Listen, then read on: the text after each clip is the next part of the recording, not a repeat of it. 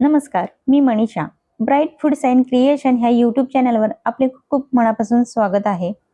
आज आपण बनवणार आहोत मुलांच्या आवडीचे पराठे.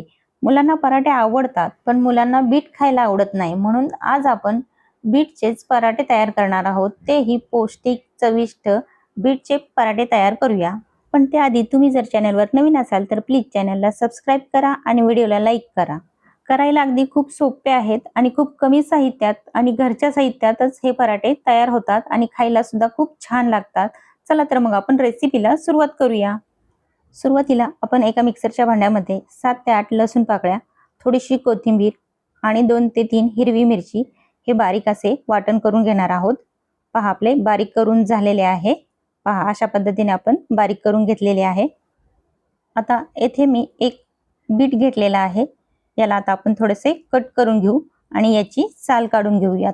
फक्त बीट असं खायला कोणालाच आवडत नाही, पण याचे जर पराठे करून खाल्ले तर सर्वांनाच आवडतील. बीटचे पराठे हे खायलाही खूप छान लागतात आणि दिसायलाही खूप छान दिसतात आणि पौष्टिक आणि चविष्ट सुद्धा असतात. जर या बीटचे आपण पराठे करून मुलांना खाऊ घातले तर मुलं नक्की आवडीने खातील. पहा, आपले साल काढून झालेले आहे. आता आपण हे किसून घेऊयात. बीट जर आकाराने जर मोठा असेल तरी याच्यामध्ये जवळजवळ 15 ते 16 पराठे तयार होतात. तुम्हाला प्रवासाला जायचं असेल तर हे बीटचे पराठे करून तुम्ही नेऊ शकता, कारण हे पराठे 2 ते 3 दिवस आरामात टिकतात. पहा, आपले बीट किसून झालेले आहे. आता आपण पराठ्याचे पीठ मळून घेऊयात. एका पसरट भांड्यामध्ये आपण 2 वाटी गव्हाचे पीठ घेतलेले आहे.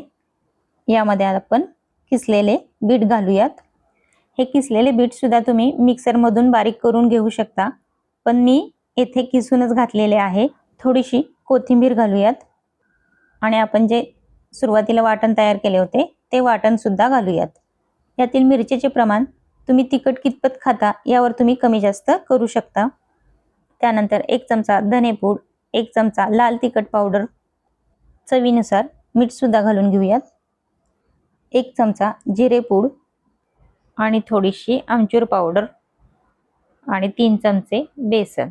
बेसन घातल्यामुळे पराठ्याला टेस्ट थोडीशी छान येते आणि पराठे मऊ होतात. आता हे सर्व मिक्स करून घ्यायचे. हे सर्व छान हातानेच पिठाला चोळून घ्यायचे, एकजीव करून घ्यायचे. पण जे बीट किसून घेतले होते त्या पाण्यामध्येच हे जेवढे आपल्याला पीठ मळता येईल तेवढे पीठ हे मळून घ्यायचे. हे किसून घेतलेले बीट हे जास्त ओलसर असते, त्यामुळं जेवढे आपण ह्या बीटमध्येच पीठ मळता येईल तेवढे मळून घेणार आहोत आणि नंतरच थोडे थोडे पाणी घालून आपण पीठ मळून घेणार आहोत. अगदी कपभर पाण्यामध्ये आपले पीठ मळून होते, जास्त असं पाणी लागत नाही. पहा, अशा पद्धतीने आपले पीठ मळून झालेले आहे. हे 10 ते 15 मिनिटं पीठ आपण झाकून ठेवणार आहोत. 15 मिनिटं झालेले आहे. आपण झाकण काढून पाहूयात. पीठ मऊ झालेले आहे, पीठ भिजले गेलेले आहे. याला आता थोडेसे तेल लावून घ्यायचे. तेल लावून थोडेसे पीठ मळून घ्यायचे. अगदी 2 मिनिटांमध्ये हे पीठ आपले मळून होते. पीठ मळून झाले की याचा एक गोळा तयार करायचा.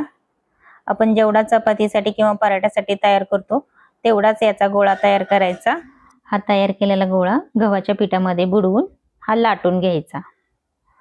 थोडासा लाटून झाला की याला थोडेसे तेल लावून आपण चपातीला जसे दुमडून घेतो तसे दुमडून घ्यायचे आणि पुन्हा एकदा पिठामध्ये बुडवून लाटून घ्यायचा. तुम्ही गोल आकारामध्येही लाटू शकता किंवा त्रिकोण आकारामध्ये सुद्धा पराठा लाटू शकता. बीट खाल्ल्याने आपल्या शरीराला खूप फायदे होतात. लहान मुलांचे मेंदूचे कार्य सुधारते आणि रक्त वाढते. पहा, आपला पराठा लाटून झालेला आहे. खूप पातळही लाटलेला नाही आणि खूप असा जाडसरही ठेवलेला नाही. तुम्ही पाहू शकता. सध्या उन्हाळा सुरू झालेला आहे, जेवण कमी जात आहे, त्यामुळे अशा पद्धतीने जर पराठे केले तर सर्वांना जेवण खूप आवडेल असे होईल. पहा, आपला पराठा लाटून तयार झालेला आहे. हा आता आपण भाजून घेऊयात. आता आपण पराठा भाजून घेऊयात. पराठा भाजण्यासाठी येथे मी तवा गरम करायला ठेवलेला होता. तवा गरम झाला की यामध्ये पराठा घालूयात आणि दोन्ही बाजूला व्यवस्थित असा पराठा भाजून घ्यायचा. पराठा थोडासा भाजत आला की याला तेल किंवा तूप लावून घ्यायचे. येथे मी तेल लावून घेतलेले आहे. तुम्ही तूपही लावू शकता. तूप लावले तर अजून पराठे पौष्टिक होतील. दोन्ही बाजूला तेल लावून छान असे खरपूस पराठा भाजून घ्यायचा। पहा, रंगही खूप सुरेख आलेला आहे। पराठा आपला भाजून झालेला आहे। आता आपण हा काढून घेऊयात।